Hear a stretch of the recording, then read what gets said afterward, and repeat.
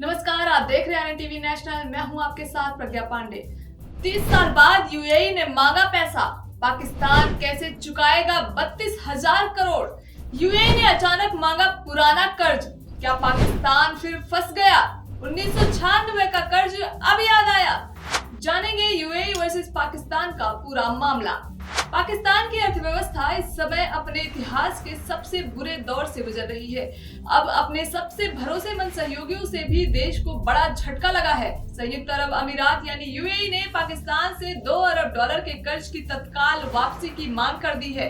क्या पाकिस्तान इस दबाव में टिक पाएगा या डिफॉल्ट की कगार पर खड़ा हो जाएगा? आइए जानते हैं इस मामले की पूरी कहानी। यूएई का यह फैसला पाकिस्तान के ईरान युद्ध में रुक के कारण बताया जा रहा है। यूएई का मानना है कि पाकिस्तान ईरान की तरफ झुकाव दिखा रहा है और इसी कारण अब उन्होंने कर्ज में आगे छूट देने से इनकार कर दिया। 17 अप्रैल को यह रकम चुकाने की अंतिम तिथि है और यूएई ने कोई और समय बढ़ाने का संकेत नहीं दिया। पाकिस्तान ने यूएई से कब और कितना कर्ज लिया जानते हैं। पहली बार पाकिस्तान को लगभग $3.5 बिलियन के करीब कर्ज यूएई से मिलता रहा। यह सहायता 2018 से शुरू हुई। उस समय $2 बिलियन का लोन 1 साल के लिए दिया गया था। बाद में इसे कई बार रोल ओवर के रूप में बढ़ाया गया क्योंकि पाकिस्तान उस समय चुकता नहीं कर पाया। वर्ष 2023 में यूएई ने पाकिस्तान को अतिरिक्त लाभ लगभग $1 बिलियन का दिया ताकि पाकिस्तान आईएमएफ समर्थन के लिए आवश्यक विदेशी मुद्रा सुरक्षित रख सके। इसका मतलब है कि अब कुल करीब $3 बिलियन बेसिक समय के लिए पाकिस्तान पास था, जिसका भुगतान रोल ओवर के तहत चल रहा था।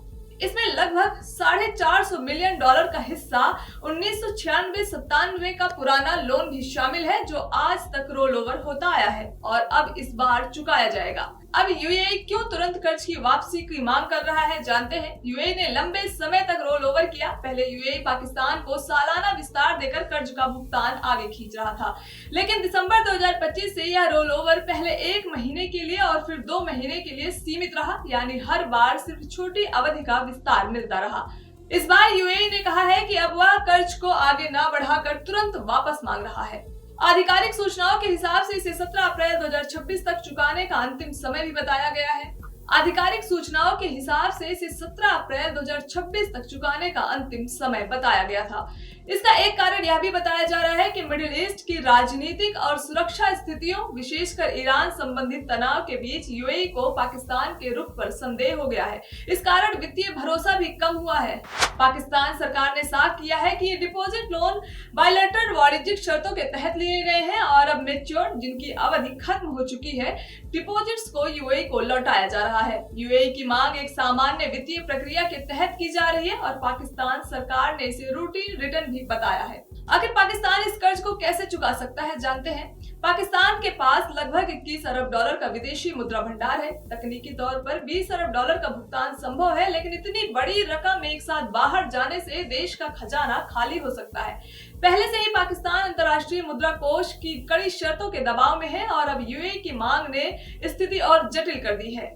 पाकिस्तान ने यूएई से कुल $3 अरब का लोन लिया हुआ है। जनवरी में एक किस्त मैच्योर हो चुकी थी, जबकि जुलाई में अगली किस्त पूरी होनी है। यूएई ने फरवरी में करीब $1 अरब के लोन को 6.5% ब्याज दर पर अप्रैल तक आगे बढ़ाया था, लेकिन अब यूएई ने साफ कर दिया है कि आगे कोई छूट नहीं दी जाएगी। पाकिस्तान के पास अब केवल 2 रास्ते बचे हैं, या तो किसी दूसरे देश से नया कर्ज लेकर यूएई का भुगतान करे या डिफॉल्टर घोषित होने के खतरे का सामना करे। नया कर्ज लेना आसान नहीं है क्योंकि चीन और अन्य देशों ने भी अब पाकिस्तान को पैसे देने में सावधानी बरतनी शुरू कर दी है। विश्लेषकों का कहना है कि अगर पाकिस्तान ने अपनी फिजूल खर्ची और आर्थिक नीतियों में सुधार नहीं किया तो आने वाले समय और भी कई देश इसी तरह अपने पैसों की मांग कर सकते हैं। पाकिस्तान के लिए एक गंभीर बैकअप कॉल है और देश की वित्तीय मजबूरी अब पूरी दुनिया के सामने भी आ गई है। तो दोस्तों, पाकिस्तान की अर्थव्यवस्था के लिए ये समय बेहद संवेदनशील है। यूएई की कर्ज वापसी की मांग ने देश की मौजूदा मुश्किलें और बढ़ा दी है। अब देखना यह है कि पाकिस्तान अपने विदेश कर्ज और विदेशी मुद्रा भंडार को लेकर कौन सी रणनीति अपनाता है और आने वाले महीनों में इस संकट का असर पाकिस्तान के राजनीतिक और आर्थिक परिदृश्य पर साफ नजर आएगा। फिलहाल के लिए इतना ही। खबरों के अपडेट्स के लिए जुड़े रहें आरएन टीवी नेशनल के साथ।